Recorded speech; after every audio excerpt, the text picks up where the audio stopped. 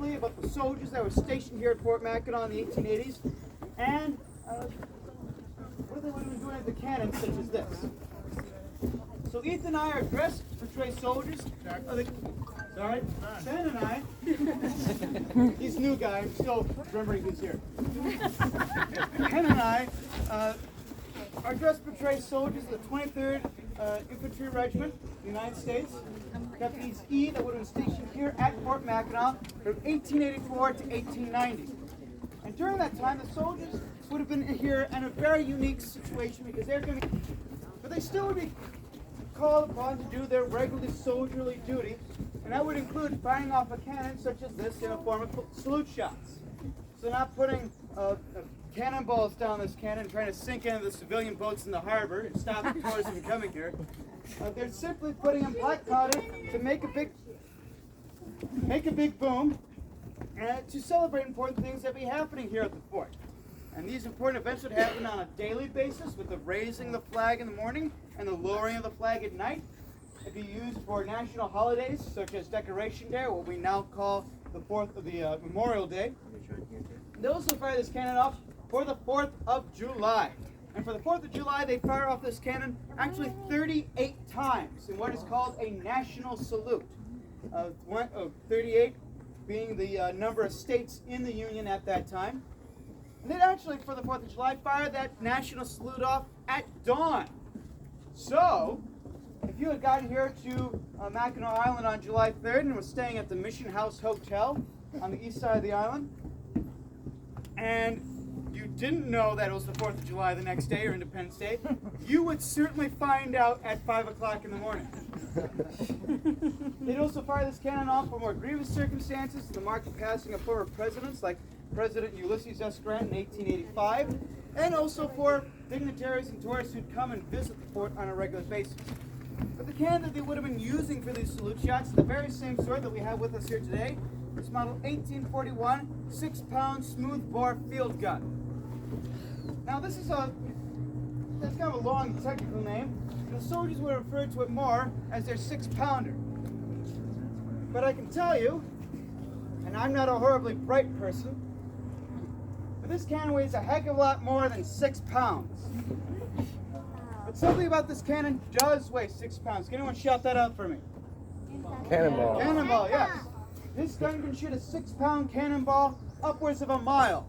So that'd be from here all the way out to the shores around Island out there. But, if you remember the technical name I blurted out earlier, I said smoothbore in the middle of it. This means there's no machine grooves or rifling in the barrel to give the cannonball any sort of spin. So the smallest target, the smallest target we can hit at a mile's distance is going to be roughly the size of Round Island.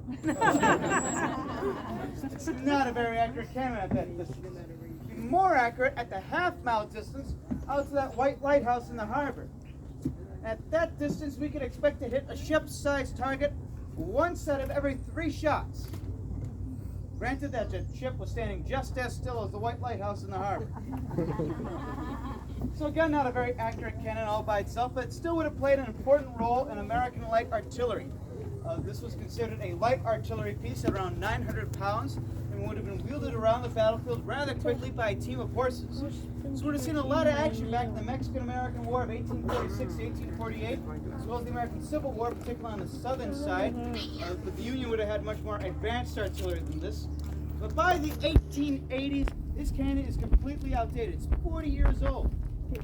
So how many of you are still driving cars from the 1980s? We have one person. 2 people who have not moved on since, 3 people out of all of you who have not moved on from the 80s. Well, the United States Army has moved on from the 1840s, just like many of you have moved on from the 1980s. Sorry to pick on you. So they now have rifled, breech-loading artillery that can put shells up to 5 miles away much more accurately than this gun. And there's no place for this cannon in a battlefield situation, which is why they're these old Civil War surplus cannons are being brought up to Fort Mackinac, it kind of goes to show how militarily insignificant Fort Mackinac is at this time. It's just working as that national park, just firing those salute shots. So I thought on this lovely August day, it'd be a good idea if we fired this cannon off in your honors. That sound like a good idea? Well, that'd be great if I just got a putt on a putting green. But I want to see if you guys want to see this cannon go off. You guys want to see the cannon go off? Yeah! That sounds like you guys actually want to see the cannon. So the first step is going to be for me to place my thumb or the vent or touch hole of the cannon here. That's to prevent oxygen from getting into the barrel of the gun. While Ben takes the gunner's warmer auger down the barrel of the gun, he's going to fish out any material that might have been left over from a most previous shot. Now, if he finds anything, it's going to be historically inaccurate aluminum foil. Oh, it's another. Are they? Shoot it down. All right, we're going to try. Shoot it down. So, if we use aluminum foil today rather than historically accurate muslin cloth, because muslin cloth has a tendency of catching on fire, and we don't want to send any flaming debris onto the heads of some poor romantic couple down in Marquette Park. Oh, I hate those things. The next step will be to use the wet sponge. This is simply wet sheep's wool on a ramrod and send it down the barrel of the gun. This is going to extinguish any embers that still might be living inside the barrel of the gun. It's probably the same person. That's going to extinguish any of the embers that are still living inside the barrel of the gun. So we'll finally be able to load our cannon charge. The cannon charge we're going to be using today is going to be 5 ounces of black powder. It's a bit smaller than what they would have used back in the 1880s. And in a battlefield situation, you would have had 9 soldiers dedicated to firing this cannon piece. And it would have taken them about a minute normally to fire the cannon. This is a fairly, they want to keep a continuous rate of fire without overheating the cannon and causing some problems. Now they could fire this cannon 2 to 3 times a minute if the enemy's coming in really, really fast.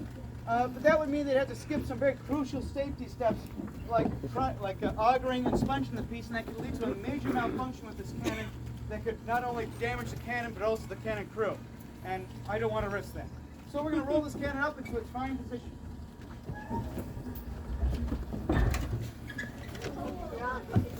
I'll let you know. So the next step will be for us to prime the piece. It's a simple 2-part step. Ben's going to take this brass spike known as a gimlet, send it down the vent of the cannon. It's going to pierce the charge, exposing some of that black powder, so that when we send a flame down into the barrel of the gun, it ignites the charge and sends it out. Our final step is going to be using our ignition device. It's the same sort of ignition device that they would have used back in the 1840s all the way through the 1880s. It's known as a friction primer. It works like a tiny grenade. We have a tube and a pin. When the tube and pin meet is a chemical known as fulminate of mercury. When that pin gets pulled, the friction of that pin being pulled causes the fulminate of mercury to spark and ignites the fine gunpowder in the tube, shooting a jet of flame down into the barrel of the gun and ignites the charge and makes the big boom. Now we're just about ready to hopefully send this drone down to the ground if it got a little lower. So I'd recommend that either you cover your ears or pull out your cameras, depending what your primary motivations are in life. With that, there are only 2 commands left to give. They are ready, fire!